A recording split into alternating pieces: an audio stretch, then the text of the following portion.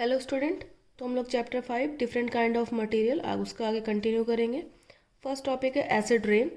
Acid rain also known as acid deposition is caused by emission of sulphur oxide and nitrogen oxide from the power plants, automobiles and factories. Natural sources like volcanoes, forest fires and lightning also add to the man-made pollution. Sulfur oxide, nitrogen oxide become acid when they enter the atmosphere and react with the water vapor. The resulting sulfuric acid and nitric acid fall on the earth as dry or wet deposition. तो acid rain कैसे cause होती है?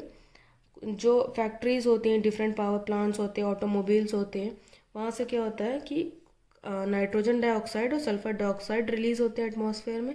अब ये atmosphere में क्या करते हैं, जो वाटर वेपर होती है उनके साथ रिएक्ट करके एसिड बना लेते हैं। कौन से एसिड? सल्फ्यूरिक एसिड और नाइट्रिक एसिड। और जब बारिश होती है, रेनफॉल होती है, उनके साथ ही अर्थ सरफेस पर डिपॉजिट हो जाते हैं, जिसे हम क्या बोलते हैं? Acid rain. नेक्स्ट टॉपिक हमारा न्यूट्रलाइजेशन रिएक्शन। तो हम लोगों ने पढ़ा था न्यूट्रल सब्सटेंसेस क्या होते हैं। वो सब्सटेंसेस जो ना तो एसिडिक होते हैं ना तो बेसिक होते हैं, उन्हें हम क्या बोलते हैं? Neutral substances. तो न्यूट्रलाइजेशन रिएक्शन क्या होती है? अगर हम किसी एसिड और बेस को रिएक्ट कराएं, आपस में ऐड कर दें, तो क्या होगा? The reaction between an acid and base is called the neutralisation reaction. Acid और बेस के बीच में होने वाली रिएक्शन को हम लोग बोलते हैं न्यूट्रलाइजेशन रिएक्शन। अगर एसिड और बेस रिएक्ट करते तो क्या बनता है? सॉल्ट बनता है, वाटर और हीट।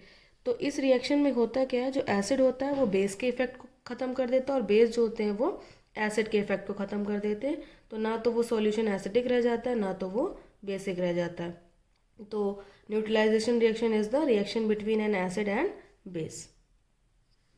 एग्जाम्पल यहाँ पे दिया है, when hydrochloric acid is added to sodium hydroxide they neutralize their effect of each other. As a result sodium chloride, salt and water are formed.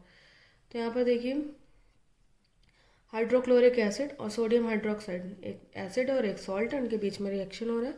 तो सोडियम क्लोराइड जो कि एक सॉल्ट है, वाटर और हीट, तो यहाँ पर कौन सी रिएक्शन हो रही है? Neutralisation reaction. Uses of neutralisation reaction in everyday life. तो हमारे डे टू डे लाइफ में कहाँ कहाँ पर न्यूट्रलाइजेशन रिएक्शन का यूज़ होता है वो पढ़ेंगे। फर्स्ट है एसिडिटी। हम लोगों ने चैप्टर 2 में पढ़ा था कि जो हमारा स्टमक होता है वो क्या करता है? गैस्ट्रिक जूस रिलीज करता है, जिसमें HCl होता है, हाइड्रोक्लोरिक एसिड होता है, जो हमें डाइजेशन में हेल्प करता है। लेकिन कभी कभी क्या होता है, हाइड्रोक्लोरिक एसिड जो होता है वो एक्सेस में रिलीज हो जाता है।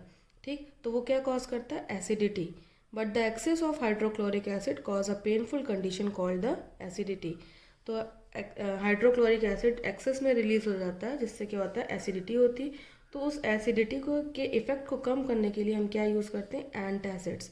एंटासिड्स क्या होते हैं? एक बेसिस होते हैं, बहुत ही माइल्ड बेसिस होते हैं, जिनका यूज़ किया जाता है जो हाइड्रोक्लोरिक एसिड की वजह से जो एसिडिटी बनी है उसकी इफेक्ट को कम करने का। तो वहाँ पे न्यूट्रलाइजेशन रिएक्शन हो रही, क्योंकि एसिड की एसिडिटी को कम कौन कर रहा है? बेस। तो यहाँ पर फर्स्ट हो गया आपका acidity. When you anybody in your family suffers from acidity, तो हम लोग बोलते हैं कि उसमें एसिडिटी होगी, तो कौन से टैबलेट लेते हैं? मिल्क ऑफ मैग्नीशिया, जो क्या होता है? एंटासिड्स होते हैं। तो एंटासिड मैंने बताया जैसे कि वो क्या करते हैं? एसिड के इफेक्ट को कम कर देते हैं। ओके, इसके आगे के चैप्टर हम लोग अगली वीडियो में पढ़ेंगे। Thank you.